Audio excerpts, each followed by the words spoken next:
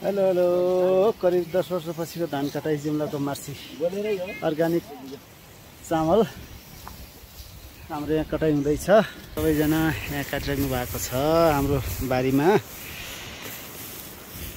यता हाम्रो बुवा, यता हाम्रो एउटा गाउँको भतिजो, यो हाम्रो ठुलो बहिनी, यता आमा, उतापट्टि हाम्रो त काम गर्ने भाइ बहिनीहरू हुनुहुन्छ है।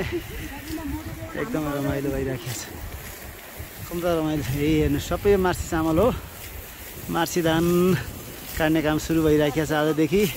यो हाम्रो गाउँ माथिको उताको सबै स्याउको बगैँचाहरू, उता माथिको सबै धान पाकिसकेको छ। हाम्रो जुम्ला कर्णाली सिजा खसबासाको एकदम थलो सिजामा हामी धान काट्ने काम सुरु भइरहेको छ। कतिपयजनाले काट्दैछन्, कतिपयजनाहरू चाहिँ काट्ने क्रममै छन्। यो पारीको होदेखि नै कर्णाली आयो है। यो रारा मुगु जाने बाटो यो कर्णाली आयो हो, त्यहाँसम्मको सबै। यो पारीको मेरो गाउँ, ठुलो गाउँ।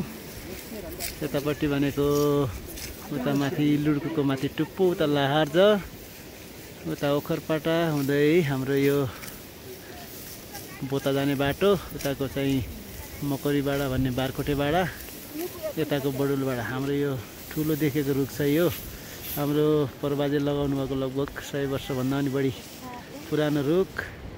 उता माथि सबै मास्तिरको भनेको सबै जुम्लाको अर्गानिक स्याउ। यता हेर्नु सबै यो धान पाकिसकेको छ लटरम्मै। धान काट्ने काम एकदमै तीव्र गतिमा सुरु भइसकेको छ। सबैजना हामी धान काट्दैछौँ। लगभग 6-7 जना सबैतिर धान काट्दैछौँ। हेर्नुहोस् कति लटरम्म फलेको छ धान। एकदमै रमाइलो छ।